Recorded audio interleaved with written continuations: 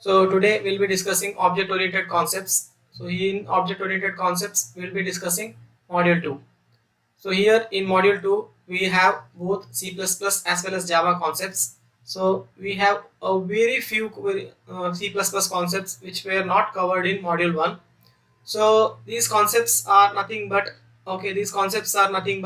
your array of objects, constructors, destructors, and nested class.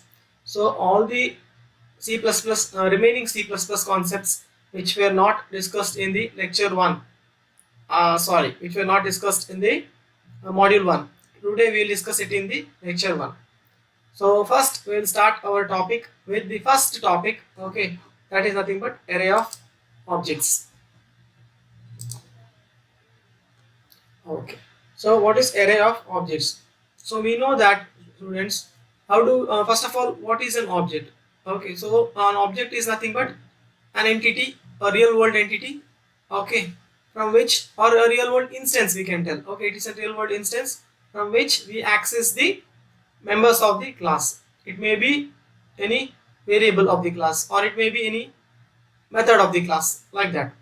So in this example, we are going one step forward, and we are showing that we can also declare the array for an object. So let us see how this concept works by the given example. Okay, so let us go directly to example. So in this example, we have one class. Okay, so that name of that class is nothing but C1, and here in this class it has one private variable I, okay, and one and two methods, and these two methods are nothing but get I and show, and these two methods are declared as public. So the thing is that, students, is I variable, if you have to access the non-member functions. Okay, what are non-member functions? The functions which are not the functions of class. For example, your main class, this is a non-member function.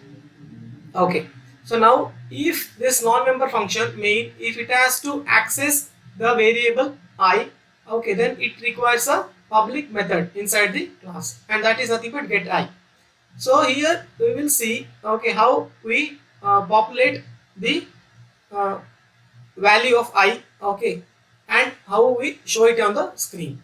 So first let me come to our main concept, that is nothing but the main concept in this program, that is nothing but array of object. So let me go take you to directly to my main program, and in the main function we have the object declaration. So here our object declaration is slightly different. Generally, how do we declare an object? It is nothing but class name. So in this case, it is C1 and object name, and that object name can be anything. And here the name is obj. Then we put a semicolon, correct? But since this is an array, so how do we declare an array? We declare an array is nothing but data type. Okay, data type array name with the array index, correct? No. So here also we need to specify the index. So instead of array name, it is an object name. Okay. So how is it is an object? Because here C1 it is nothing but class. So with the class, for a class we always declare an object. Okay, because object is a real world entity and class is an imaginary one. Okay. Yes. So here I have 3. Okay. So here I have 3. That means what? The size of the array is nothing but 3. So size of array is 3. Yes. So next, what will happen? So when I declare this, so our object will be created here, obj. Okay, obj is the object as well as this is an array object. Okay, and here I will have 3 spaces, and index is 0, 1, and 2. Yes. Now how do I read? Okay, how do I read? So here I take a for loop. I take a for loop, and I take a variable I for reading. So I will be initially in 0, because I is equal to 0. I will initialize it to 0 till I becomes 3. It will iterate. So first this get I function is for nothing but it is for reading into array. So reading what? Reading element. It is for reading element into array, and show is for printing element into screen. Okay, printing element into screen.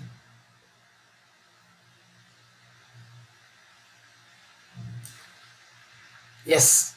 So let me go to the reading part first. So I'll go take a for loop here. Okay, I is equal to 0. So obj of I. So in initially first case, so what it will be the value of the I. So it is nothing but obj of 0 dot get I. So what I am doing? How do I call a function? I call a function nothing but object name dot function name. Okay, object name dot function name. So here I am sending this I value. So in this value I, it is nothing but 0. Okay, so initially I will send 0. Okay, that is in the first iteration. So what is this? This is nothing but object name. Object name. Okay. So with index, correct? No, object name with index. Okay, then this is method name. So as soon as I do that, 0. Okay, this function will be called. Okay, so get I will be called, and j's value will be 0 initially. So the 0 will be assigned to I through the assignment operator. So this is assignment operator. So j's value will be given to I. Okay, this is how your I gets the value. So initially in your array 0 will be filled. Okay, so this is what it's going to get filled. Okay, next I will be 1. So in our second case, what is the value of I? It is 1. So when it becomes 1 here, here also it becomes 1. So same thing, j's value instead of 0, it will be 1. Okay, so 1 will be allotted to I, and your I will increment here. Okay, and it will be 1. Yeah, so when this I will increment, I will increment when this for loop is executed. So how does a for loop execute? First I is equal to 0. Okay, that is initialization. Then condition check. Okay, after that this a value whatever is there, that will execute. Then increment happens. That is nothing but this incrementation happens at the end. So okay, in the same way 2 will be stored here. Okay, same fashion 2 will be stored. So when 2 will be stored, after that what will happen? Again it will increment. So 3. So 3, when it comes 3 is not less than 3. So your program will not execute. Okay, so now my array is filled. Okay, now my array is filled and the elements are 0, 1 and 2. So next, once this for loop is executed, it will come to the next for loop, and in next for loop also same process continues, but the function name here is show. So what happens here? Obj okay, dot show. So here what happens is nothing but I is nothing but, in first case it is nothing but 0. So when I is 0, what happens? It will go directly and it will print the value of I, which is in 0th index. Okay, so this, what is this, students? This is index, array index. So in that way 0 will be printed on the screen. Okay, then it is endl will be in there. Okay, cout is for what? Printing into screen. Into screen or console, whatever. Next endl, so it will go to the next line. Okay, then I will be 1. Okay, then I will be 1 here. That time 1 will print, that is the next element. Then I will be 2. So when I will be 2, so 2 will be printed. So this is nothing but your output. Okay, this is your console. So this is the output of this program is sweet. Okay, so that is how this program works. Okay, yes. So this is our first concept, that is nothing but arrays of objects. So same thing, whatever I have told is given in the next this thing. Okay, so this is the nothing but storing in an array. So I already told you this. Okay, so here nothing but storing in an array. So same diagram I had drawn on the last slide. So I'm not telling much here. Then when this show statement comes, it will print into screen. So this is what will print into the screen. Prints to screen. Okay. So to make the concepts very clear, I'll just show you this program. Okay. So I'll just take you to the online compiler. So you can see here. Okay. So I have the same program. Okay, whichever is there. Okay. So what I'm going to do is I'm going to run using this online compiler. So when I'm going to run this online compiler, okay, so I get the output here. Okay, so can you see the output? So the output is nothing but 0, 1 and 2. Okay, 0, 1 and 2. Okay, see whatever I'm marking in a pencil, so that is the output. Okay, so you can see here 0, 1 and 2. and it is the same program, okay, where this for loop is for reading, and this for loop is for printing into screen.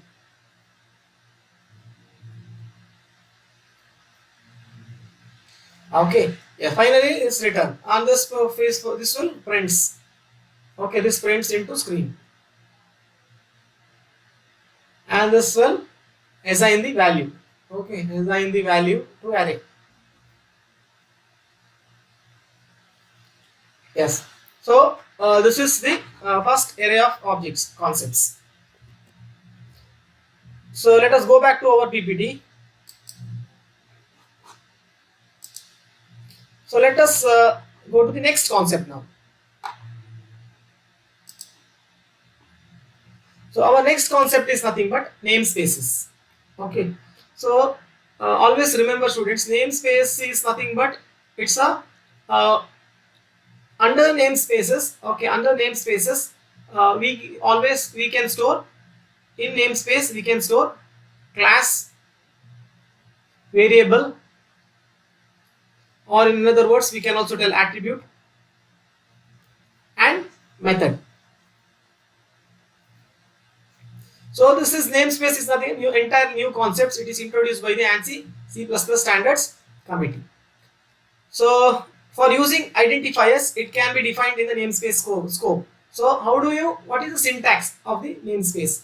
So the syntax of the namespace, okay, in your C++ is nothing but you have to write it this way, using namespace, and here it is nothing but name of the namespace. Like you give name of the class, here you give name of the namespace. So this std is the name of the namespace. But in this case, remember students, this std is the standard namespace, okay, where your ANSI C++ all standard class libraries are defined.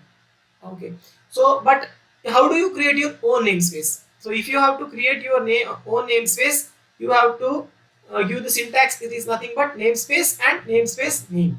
Okay, yes. So now in the next slide, let us see how we can create our own namespace.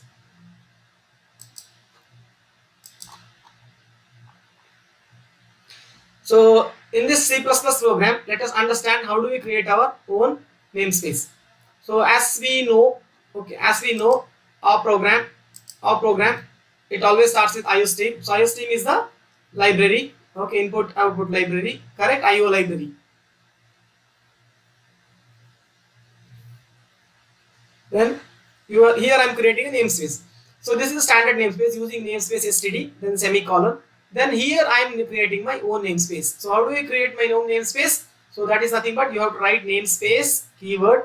So this namespace keyword, the name of the namespace. So here own is the name of the namespace. Okay, so that is what I am writing. So that is nothing but name of the namespace.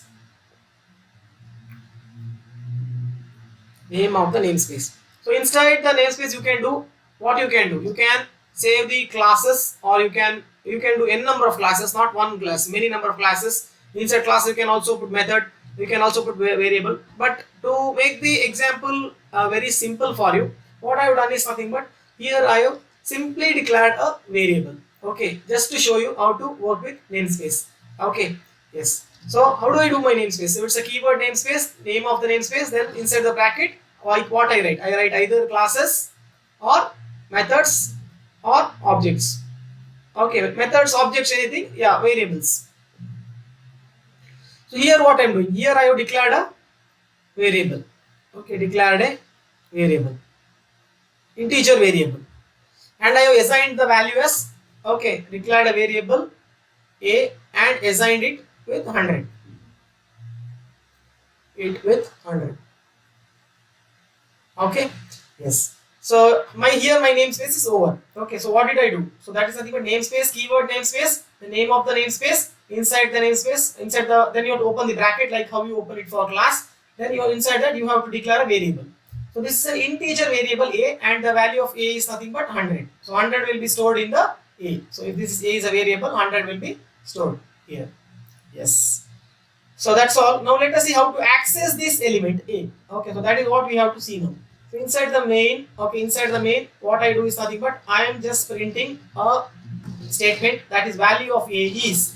Okay, so we know that in cout is for printing into the screen. So when I put it value of a is, what will happen? So value of a is and this semicolon whatever a colon. Okay, so it is inside the double quotes. So whatever inside whatever inside double quotes will print as it is. So here in our output, what will be there? So let's say, assume this is my output.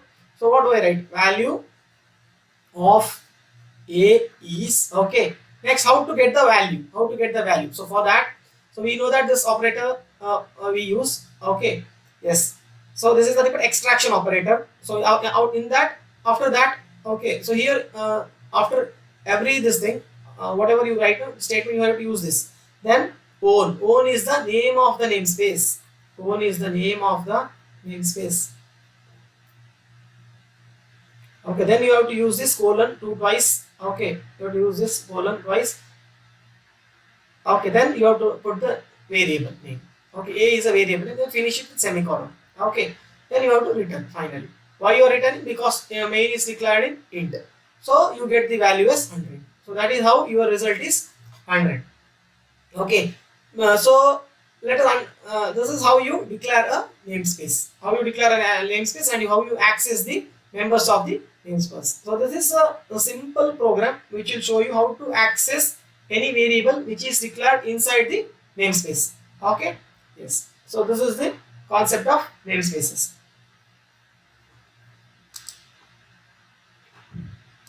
So next we will discuss next concept. Okay, so that is nothing but nested classes. Okay, which is nested class. So what do you mean by the nested classes? Nested classes is nothing but a class inside a class. Okay, class inside a class, or you can write existing classes. So in this example, we can see it is like that. So initially my program starts with the class name called as nest.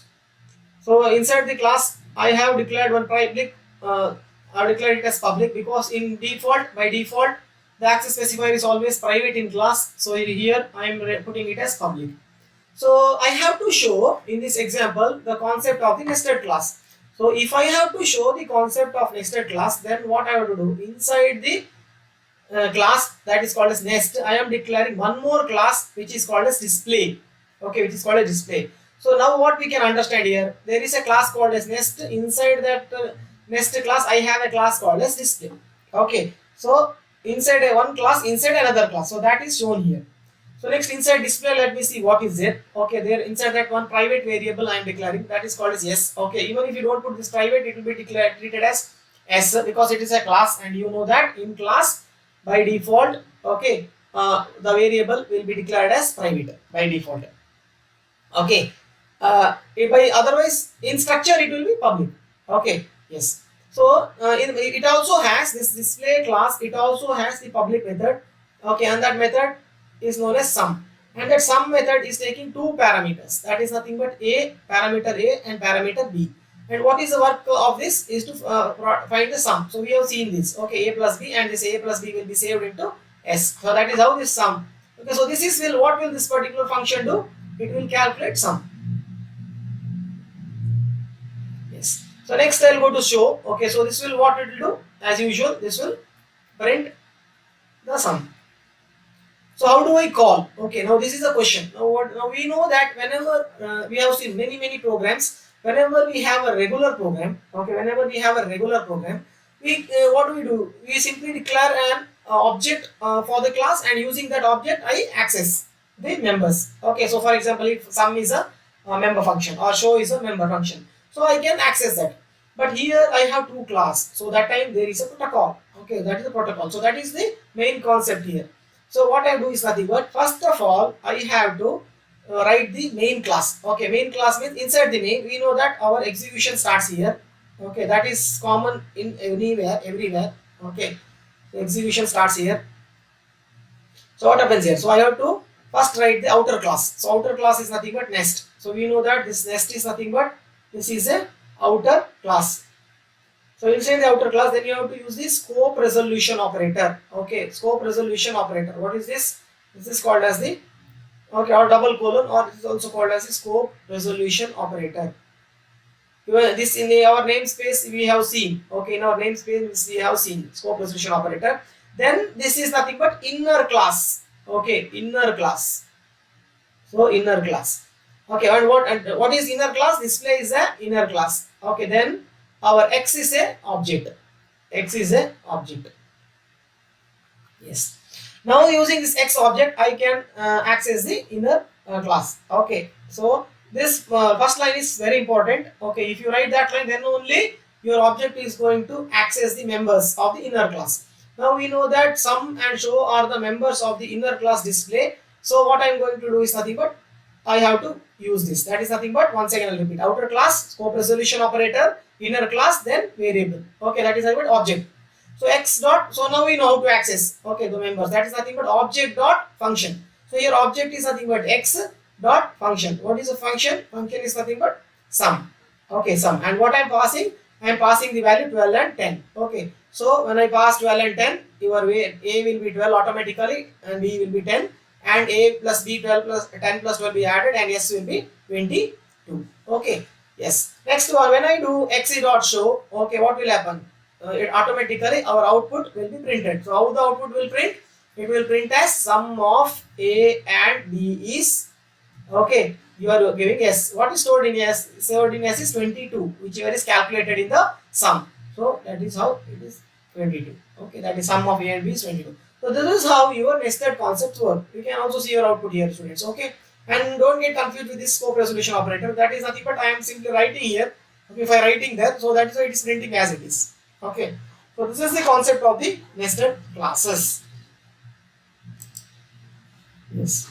So let me go to the next concept here. Okay. So next concept and the last concept in your C++ concept. Okay, in the module 2. After this, you will not have any C++ concept. It is only after this. It is only Java. Okay. So let us understand constructor. Okay. Now what is a constructor? Now what is a constructor? So constructor is nothing but a special class function which performs initialization of any objects. So whenever you use a constructor, automatically an object is initialized. Okay. So a compiler will call the constructor whenever an object is created. And always remember, constructor name is nothing but same as class. Okay, constructor name. Okay, name of constructor is same as that of class. Yes. So how to declare a constructor? So you can see here class A. Okay, that is nothing but name of the class. Then inside that, you know that always class opens and ends with a bracket. Inside that is normal variable. X is a normal variable, and public is a access specifier. Okay, what is public? It is nothing but an access specifier. Then after that you write the single this thing colon. Okay, so that is how you write. Okay, then A. So this is a constructor. Okay, A. This is what? This is a constructor. So we can see that properly. Okay, we can see that properly. Okay, in the program which is given below. Okay, so before that, let us read some things about the constructor. So you can see here, while defining the constructor, you must remember that the name of the constructor will be same as that of a class. Okay, and constructor will never have a return type. Remember, what is return type? Int or your data types, your int, float, or anything. Okay, next, the scope constructors can be declared either inside the class, okay, or outside the class definition using class name and scope resolution operator. So students, if you are using the constructor outside, that is if you are declaring or assigning the values, okay, inside the constructor, okay, inside the constructor, outside the class, then you have to use the scope resolution operator. But if you're doing it inside the class, then you need not use the scope resolution operator. So we will have one program here, okay, so there we will understand the concept well of the constructor. Yes. So here this is a program. So here class, how to class name of the class, which is nothing but A. Inside that I have public. Okay. So inside the public, so whenever I use the access specifier, I have to use this colon. Okay. After that, Inside the access specifier, A's constructor is declared, which is nothing but A. Okay. So inside the A, okay, I am not expanding this constructor. Okay, if I am expanding this constructor here only, directly I can expand, students. Okay, just I have to put the uh, this thing, by opening and closing bracket, then this semicolon I have to put at the end. Okay, but here I am not expanding. Okay, so what I am doing is nothing but I simply close the class here. Okay, as I close the class, then I have decided to expand outside. So whenever I am expanding outside, what I have to do is nothing but I have to use the class name. What is this A, students? This is nothing but class name. Okay. Then scope resolution operator. Then after the, what is this? This is nothing but a scope resolution operator. After that, what is this? This is the name of, this is the constructor definition. Okay, this is a constructor definition. So initially I had declared here constructor. Okay. So if I would use this constructor definition here only, then I need not use I this A, then scope resolution operator is there. No, that is class name and scope resolution. This was not necessary if I would have done it inside the class. But this is outside the class. We know that here class is ending. Okay. So outside the class, what is the work of this constructor is to assign the variable I with the value 1. Okay. What is the so this will what assign 1 to variable I. So that is what just did. So it as soon as this object is declared, students, okay, as soon as object is declared in the main, automatically this will be done. Okay, so this is not a complete program. It is just a snippet which will show you how the constructor is declared and defined. Okay, so now we have different types of constructors. So there we will see the entire full program, and let us properly understand how constructor is called. Okay, and how the constructor is called and how the values are assigned. Okay, so we know that as soon as object is created, okay, automatically the constructor will be called, and later on the values will be assigned, so that we know. Okay, but here we have not written the main part which will show you the declaration of an object. Okay, that is the place where your constructor is also called.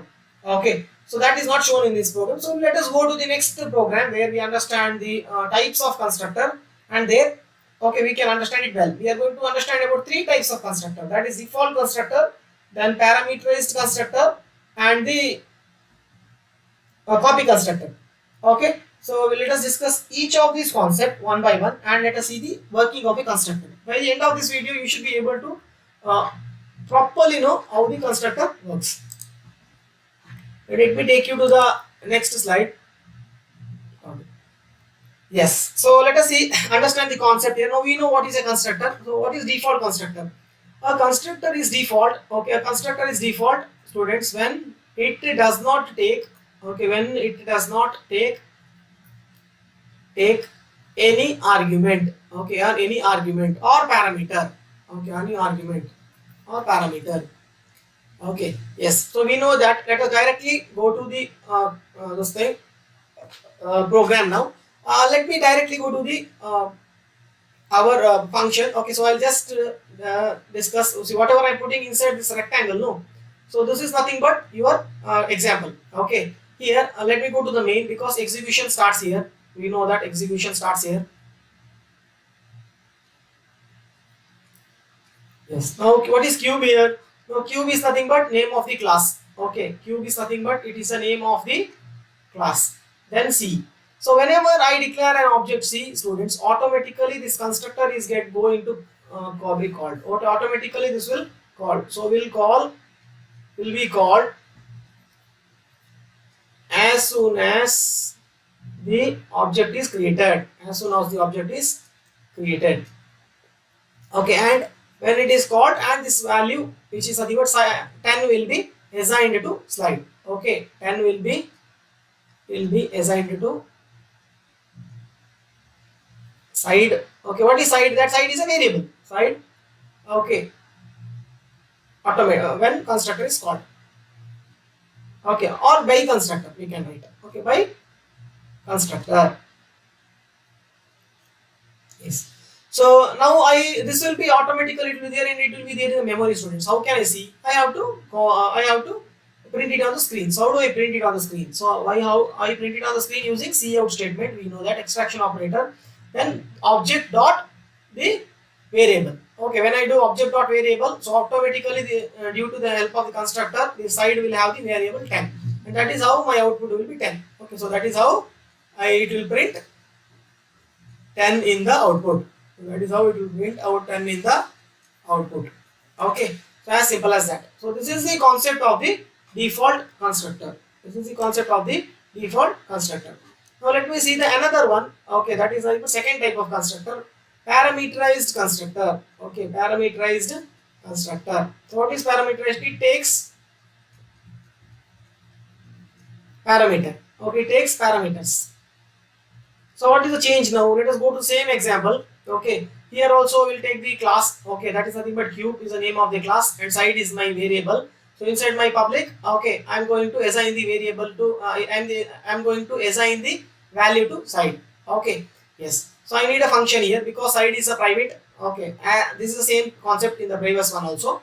Okay, but here what is the change now? The change is nothing but when the here change is here. So what is there? So this it takes parameter. So here it takes parameter. So you can take here cube. You can see here cube is the name of the class. Name of class. And what is C1? C1 is a object with parameter. Okay. So we can see here. Okay, we can see here. What is the C1 of 10? Okay, it is object with parameter. Okay, 10. Parameter 10. Okay, now where this 10 will be received? This 10 will be received automatically here whenever this C1 is called. Okay, and side will be X through this 10 will be assigned to side. Okay, so now see when for an object C1, okay, because what is the variable of side? It is nothing but 10. Okay, next statement will also do the same work, but what is an object here? C2. Okay, so for C2, automatically the side will be 20. Okay, and for C3, okay, with the same three statements you can see no here, but the what is changing here? Object is changing and the parameter is changing. So in the third one, C3 is equal to side is equal to 30. Yes. Now students, now we know that what had happened here. This object will or this object will print 20. Okay, I mean it will have a parameter 20, it will have a parameter 30. Okay, now this one is in memory. I have to print it on the screen. Okay, this will how will it will print on the screen? So for that our normal method again, that is cout. Okay, inside the extraction operator C1 dot side. Okay, now C1 dot side when I am calling this 10 will print. Okay, so what is this? This is nothing but C1 dot side. So 10 will print. So that is how I get output 10. Next what it is calling, next statement C2 dot side. So when I do C2 dot side, this 20 will print. Okay, what is the C2 dot side? Okay, so that is how I get 20 here.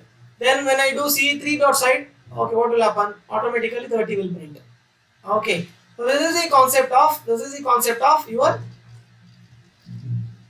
parameterized constructor. This is the concept of parameterized constructor, and this will okay. So we can have constructors are actually very helpful. Okay, because it will automatically assign the value as soon as the object is created.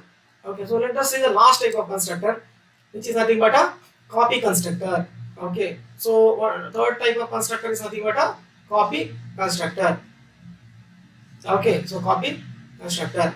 So let us see what is this copy constructor. So what is a copy constructor? A copy constructor is in C++ programming language is used to reproduce an identical copy of an original existing object. Okay, so it will create, see, say for example, say if I have an object called as C1 and value of C1 is 100. Now directly I want to take this value and I have to put it in object C2. Okay, so I want to make even C2 is equal to 100. Okay, so how do I make? So that is by using copy constructor.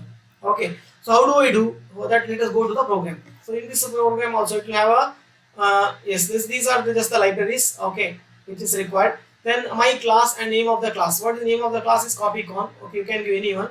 So here I have two private variables, which is copy underscore a and copy underscore b, and I have two public methods. One is for giving the value. Okay, so this is for putting value or assigning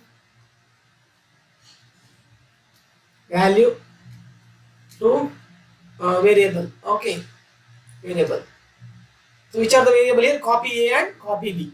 Copy underscore a and copy underscore b. Yes. So next one is nothing but what is this display function. So this is for displaying the values on the screen. Okay, displaying output on the screen or displaying the result on the screen. So you can see in the right, that is a result on the screen. So let us see what is happening here. Okay, let us see what is happening here. So let me come here. So how do I declare an object, students? Normal object. So that is nothing but name of the class, then obj, then 10 and 20. Okay, so 10 and 20. So this 10 and 20 will be passed here. Okay, to 10 will be passed to x and 20 automatically whenever this is called, because it's a constructor. And what is the difference between normal function and other constructor? Constructor will have the same name of that class. What is the name of the class here? Copycon. What is the name of the constructor? Copycon. And another other function means how you will call. That is nothing but method dot other functions. For other functions other than constructors, how will you call? That is nothing but method name dot name of method. Correct, no? Name of method. But here it is not like that. Directly it will call. Okay. So when you do this, students, what will happen? When you do this, what will happen? Automatically your copy A and copy B will have the values 10 and 20. Okay, now let us see how do I display things. So when I do this, students, okay, but my concept here is nothing but, okay, these are the normal concepts which I had already studied in the previous concepts also. Okay, now here what special? Okay, what special here I am showing. So that is nothing but the copy constructor concept. That is nothing but very special here. That I have to show. So how do I do a copy constructor? Now here obj value I have to give it to obj2 also. So when I give the obj value to obj2, even obj2 also will have these values. Now see, students, here obj after this statement, okay, after this constructor statement, no, okay, what will happen is nothing but obj will have two variables. That is nothing but under obj copy A it will have 10 and copy B it will have 20. Now I have to do one more obj2. Okay, now this also wants the same set of variable. For that I have to do the copy constructor. How do I do the copy constructor? How do I do the copy constructor? That is nothing but copycon, that is the name of the class, then new object, okay, is equal to existing object. Okay, so this is the how. So here I implement, here I copy the value. Okay, here I copy the value. So that is how. Now let me see, okay, whether this is really working or not. Now first I am displaying the method here. That is nothing but obj.display. So when I do obj.display, this will print. That is nothing but values, copy A and copy B. Okay. So here, students, you can see here, how do we write /t in this C++? That is nothing but values. So this values will be print. Okay, then it is nothing but copy A. This value will print, which is nothing but 10. Okay, so that is how this 10 will be printed. Then between copy A and copy B, I need a space here. So I used a double /t. So /t I am using inside double quotes only. Remember, you should not write it directly. So inside double quotes I write /t. So some space will be left here. Then I write copy B, which is nothing but 20. So that is how. Now this value, students, this value is of obj. Okay, and this so this is the values 10 and 20. Okay, and how this IM constructor will print? See, before I call this obj to display, what I am doing? I am having a cout statement here, which will simply print I am a constructor. So that is how this will print. Next one, I am a copy constructor, students. Okay, so when I print this, this will print. Now how the values. Now see, I have used this statement. That is nothing but your class name obj2, which is a new object through which I have copied the obj value. Okay, so that is directly I have copied. So this is the copy constructor concept here. So when I do obj2.display, what will happen? Automatically, you see that copying will happen here only. When I do copycon obj2 is equal to obj, automatically it will also have the value 10 and 20. So it will print the value 10 and 20. So this is how your copy constructor concept will work. So let us go to the next concept now. Okay, let us go to the next concept. So our next concept is nothing but the constructor overloading.